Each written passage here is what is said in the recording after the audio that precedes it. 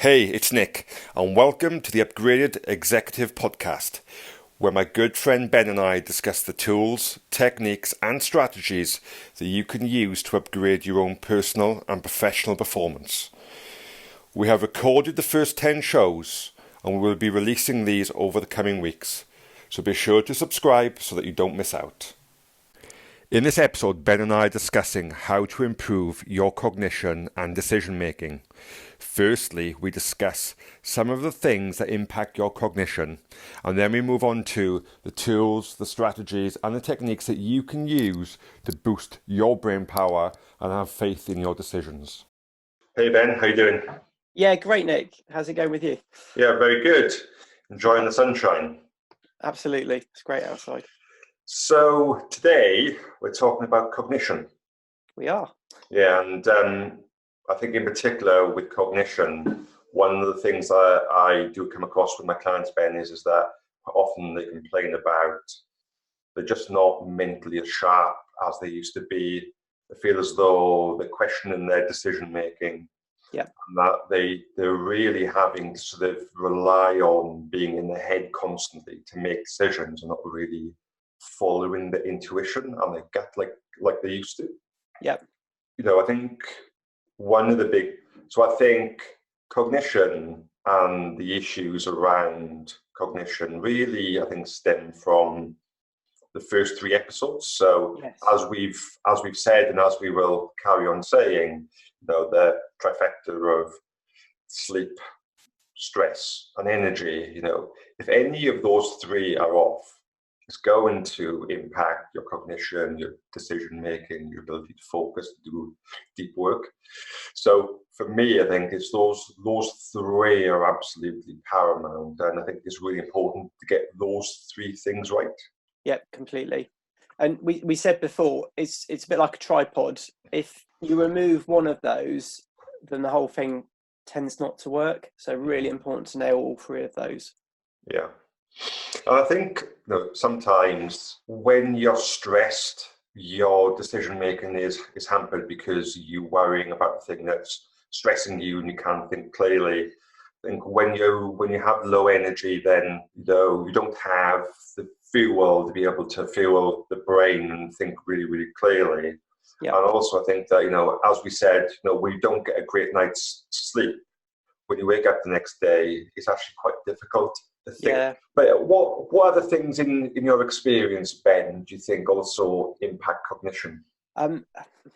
My diet's been a big one actually in terms of clarity.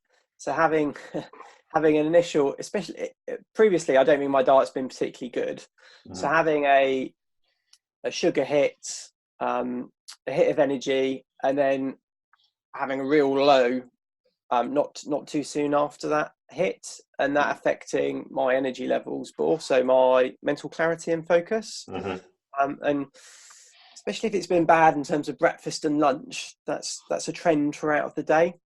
Mm. Yeah, I certainly find that depending on what I've eaten, I either get this like massive clarity of thought, or sort of my energy levels have been hampered. Therefore, I get brain fog, and I think brain fog is something that you'll hear a lot of people talk about. And generally, going back to the episode that we did around mitochondria, the reason that we feel brain fog is that there are 10 times more mitochondria in the brain than anyone else.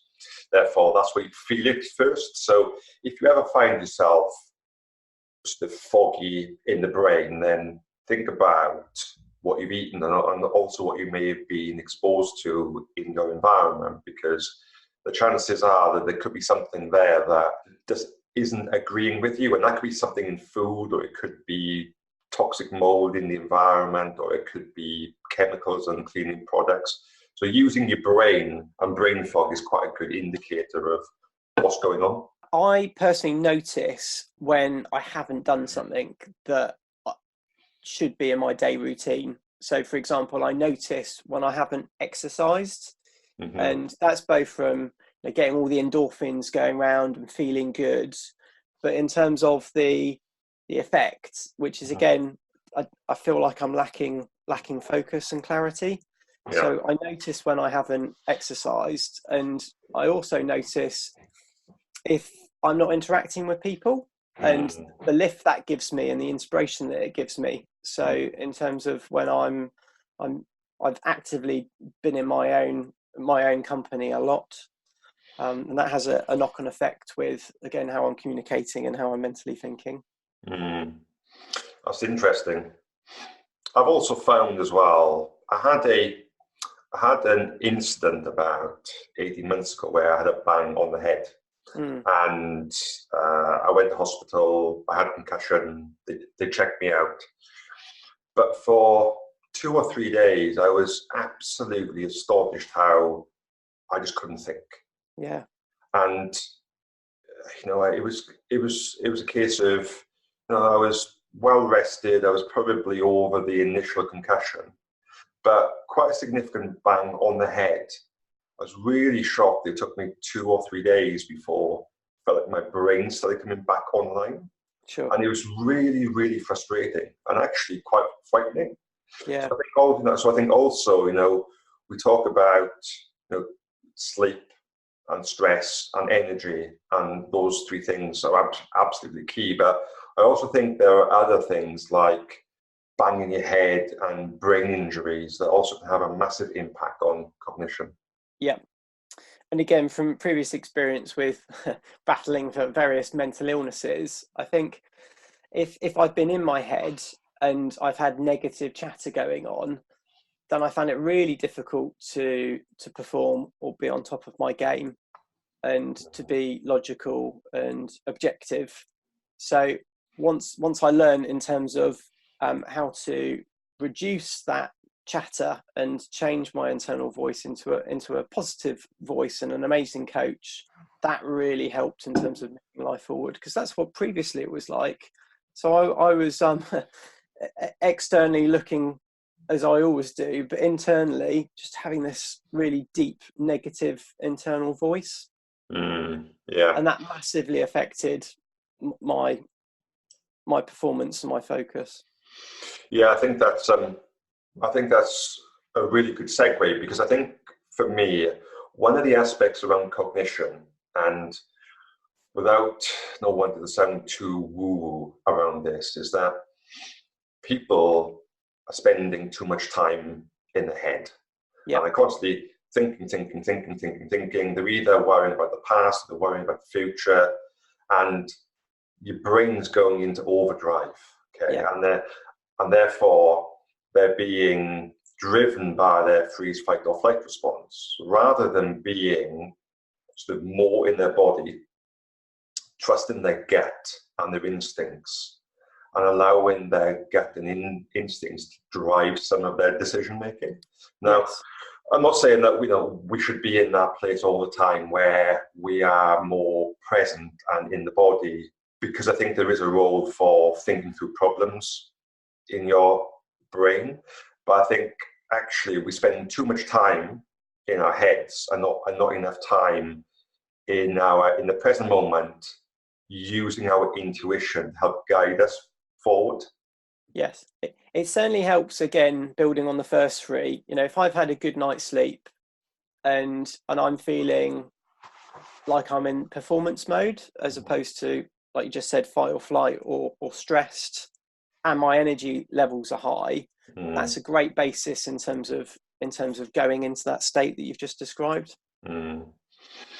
Yeah, I think anything that you can do that sort of drops your brain into more of an alpha state, that's when you're going to become more present in the moment. You're going to be more creative, and actually it's going to help you get out of your head and be more in your body and in the present moment.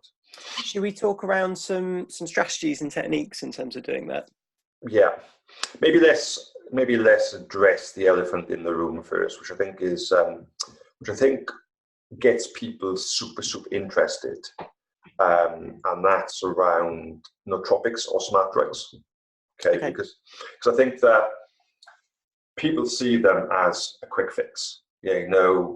You pop a pill and you can do anything. You have superpowers, you can focus, you've got clarity of thought, you've got your decision making is really, really good. And I think that to a degree that has some truth, but you can't take away what we were saying about the bedrock of energy, stress, and sleep. That is a foundation. And I think that people who don't have those three things nailed, yep, and are relying on smart drugs and nootropics to almost get through the day, yep, are going to end up burning themselves out. yeah, And so I think what I advocate personally is, yes, experiment with smart drugs and nootropics in a legal way that can give you cognitive benefits, but don't forget the importance of stress, sleep, and energy management. Are there any particular smart drugs that are worth researching, again, that are legal?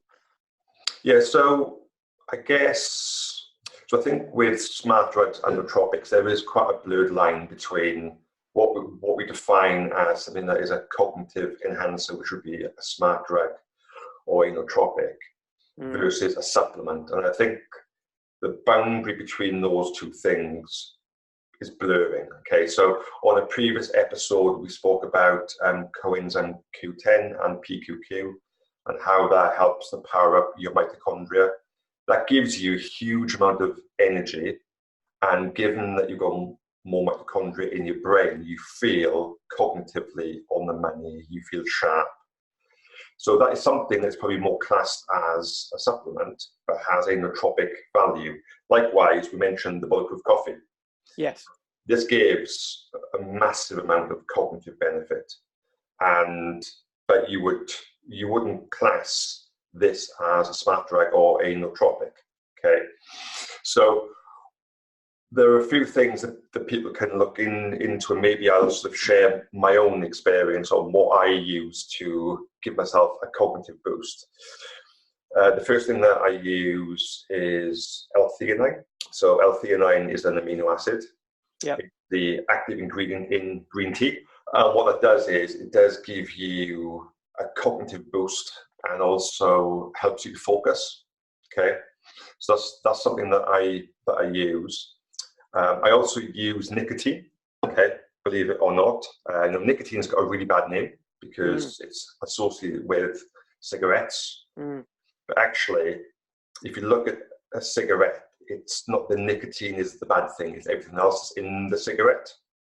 And yes, nicotine is highly addictive, but if you're just taking it as a spray and not doing anything else, then there's nothing to get addicted to as such. So, I think if you took nicotine with a bulletproof coffee, you'd probably get addicted to a bulletproof coffee. But well, I'm probably addicted anyway, to be fair. So what I do is I take a 1 milligram spray of nicotine, which gives me a boost in focus. Okay. The other things that I do is I take something called amiracetam and choline most days. And what that does is that helps with working memory and really helps me focus. Okay, and then the last one, which is quite controversial, that I only use from time to time, is a smart drug called modafinil. Okay, and modafinil is, I believe, it's illegal to buy in the UK, but it's not illegal to own or take in the UK. So it's in that grey area. Okay. Interesting, modafinil, I think it was either the Telegraph or the Guardian reported that 1 in 4 students now in Oxford and Cambridge are taking modafinil. Really? Because it's speeding up their learning, it's enabling them to have crazy amounts of focus, and it is pretty potent. You do get lost in work for hours and hours. Yeah. And then I do feel as though, quite bizarrely, I've got like peripheral vision when I take modafinil. I'm really aware of everything going on around me. Yeah. And you get a crazy workout in the gym. People have taken modafinil for years and years and years and years. I tend to use it as a tool. So if I've got lots of admin grunt type work that has to be done, Yeah. then it's very, very useful. If I'm coaching, I would never take modafinil because it makes me slightly anxious, takes away my creativity. Yeah. And I think also, for me personally, modafinil doesn't help me get into that alpha state because I'm always like, do something. So I think, nootropics and smart drugs definitely have their place. But I just go back and, sorry for repeating myself, but it doesn't take away from managing your stress, energy, and sleep. So have you had any experience, Ben, around nootropics or smart drugs yourself? I haven't, no. Only what we've discussed, but no practical experience. I mean, there were lots of different things on the market now, lots of sort of packaged up supplements that claim to boost your brain, etc.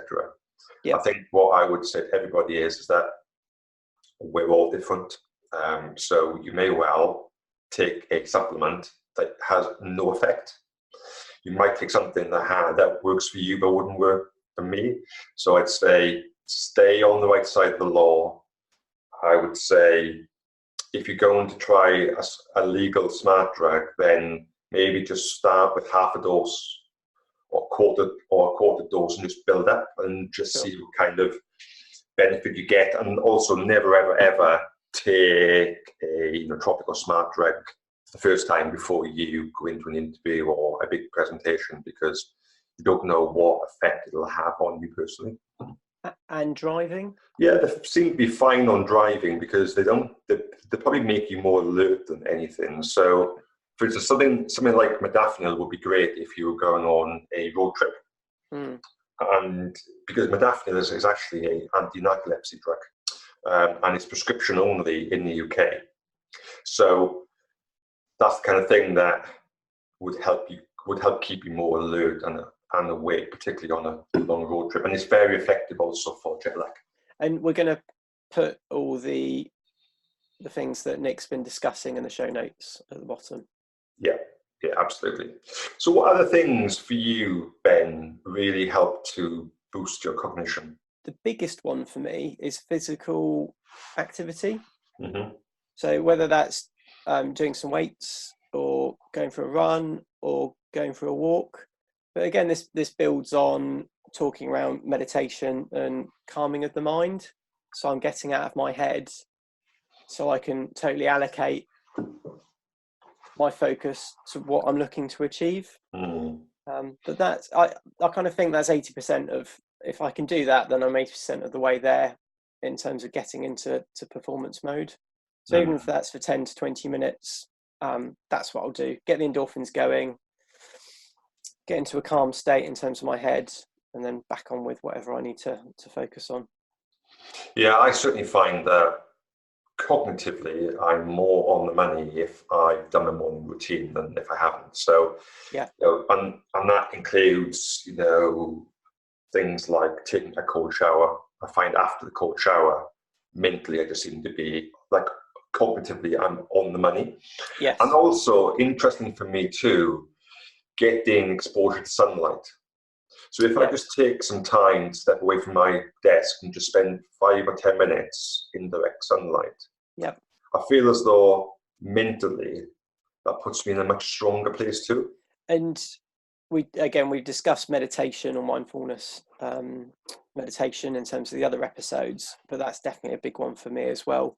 So whether that's a guided meditation, so I've downloaded an app on the phone, or I've got a recording, I'm watching something on YouTube, or if I'm just quietly repeating a mantra in terms of my head, but to get from beta to alpha in terms of brainwave frequency, again, calming the mind. So once I've finished, I'm energized, I'm in the moment, and I've got clarity of thought. One of the most powerful things I've done, Ben, for clarity of thought is a floatation tank. Yes. I know we've briefly mentioned this in a previous episode, but what I find is that when I'm in a flotation tank and I'm being suspended in salt water, so I'm laying down, I can't hear anything, I can't see anything, it's just myself and my brain. I find that for the first 20 minutes, I'm doing some kind of light meditation.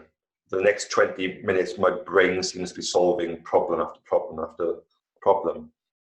And I want to carry on solving problems, but for the last 20 minutes, my brain just goes quiet. It's like it just shuts off. I'm trying to think, and I physically can't think, and it's a really weird experience. But when I come out of the flotation tank, I've got absolute clarity of thought. Yep. Like I've never had through any nootropic, through any meditation exercise that I've ever done. It feels as though I come out and I know exactly what has to be done.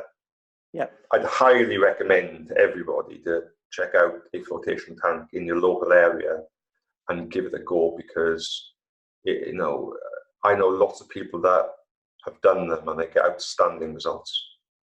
What kind of frequency would you recommend in terms of doing one or having a session? As frequency. Sorry, I thought we were going to start talking about binaural beats or something then. So I think if you're under high stress, I'd say go once or twice a week. Yep. If you've got good meditation practice and you feel you've got stress under control, I'd say probably go once a month. Or what I tend to do is I tend to go as and when I feel I need it. Okay, so that'll be whenever I feel that the stress levels are building. Yep. Or I feel a little bit overwhelmed. Yep. Or I just feel as though there's a problem that I need to work through, and I need the clarity of thought and the time and the space and the silence for my brain to work through the problem. Yep. It's really interesting, because I've heard lots of people say in the past, they like going to sleep with a problem.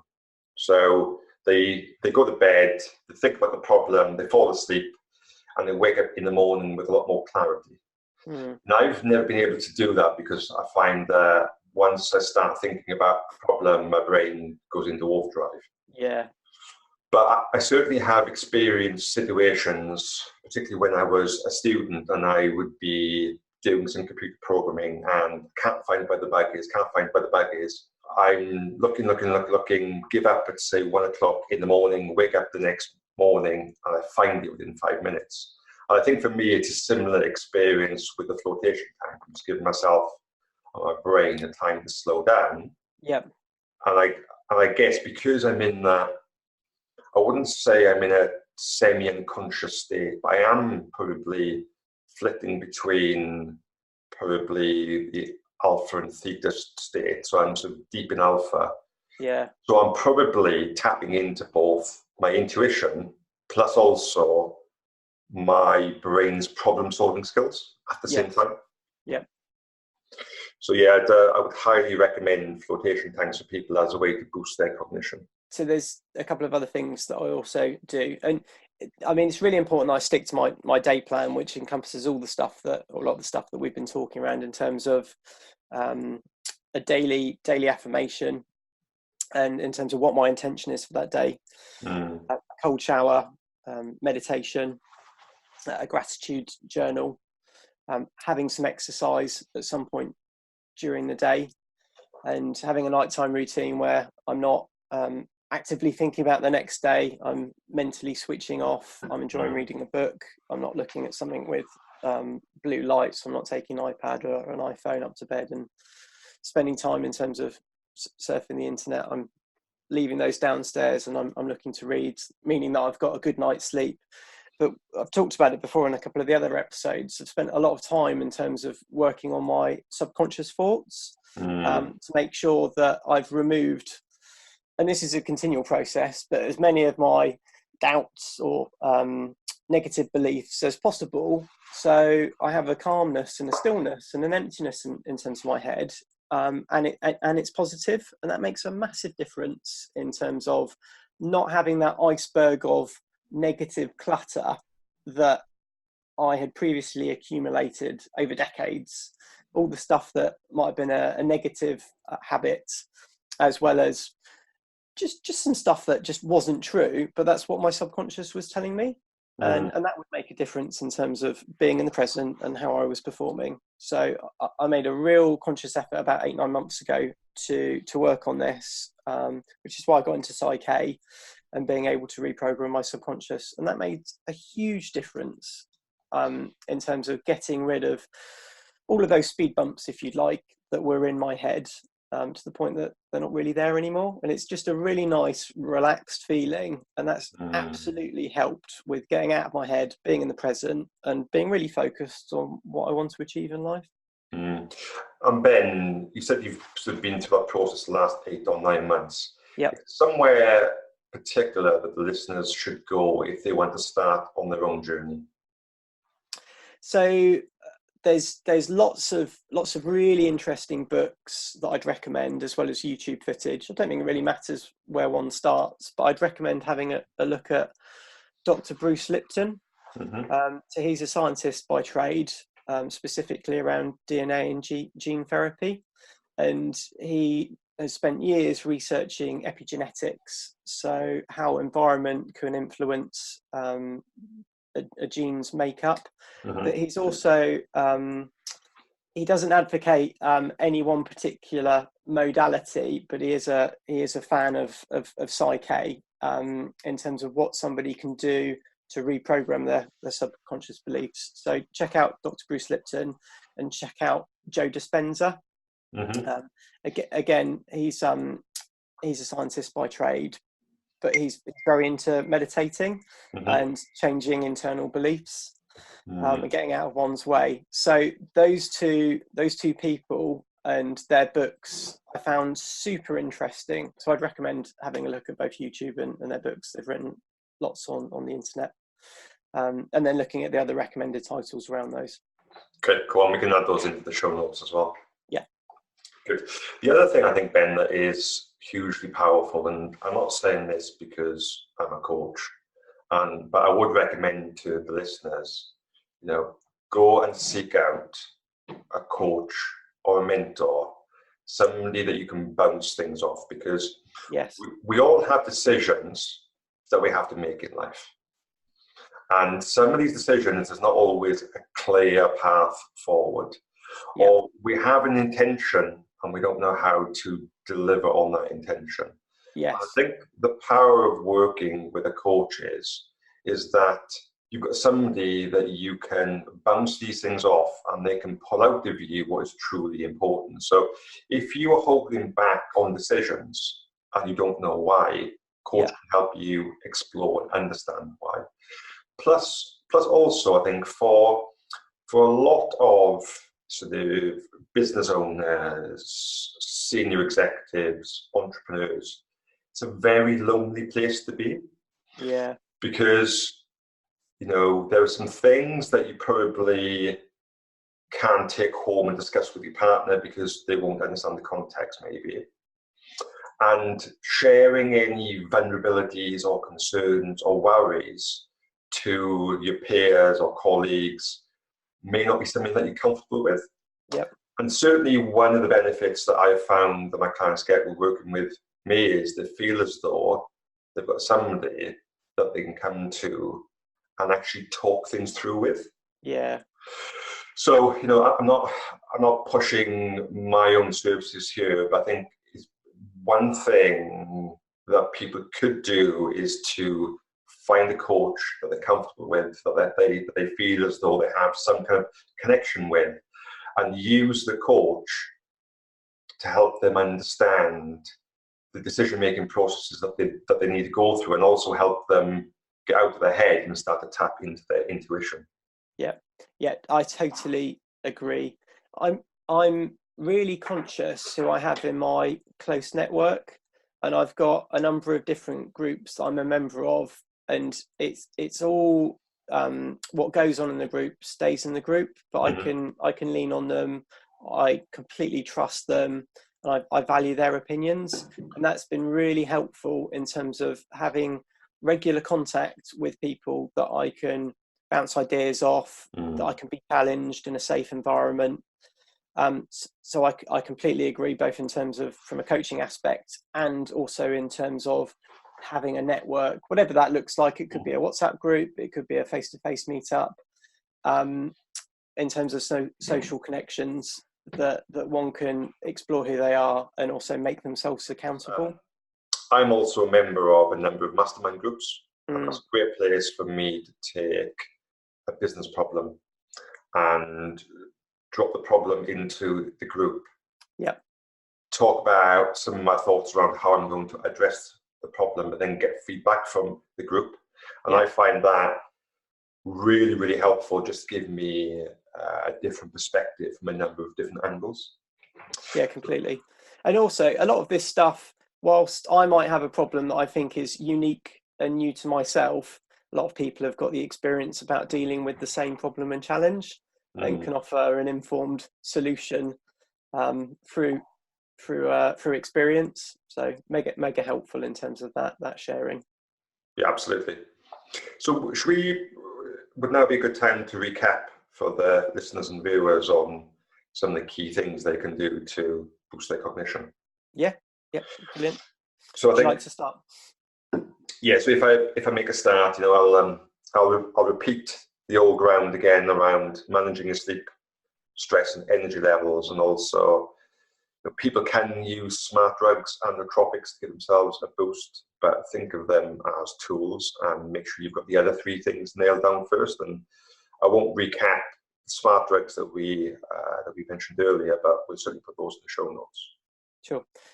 So I'd add also physical activity, so walk, a run, weights, cold showers, meditation, and what we recently discussed in terms of having social connections, so mastermind groups, coaching, WhatsApp groups, or face-to-face meetups.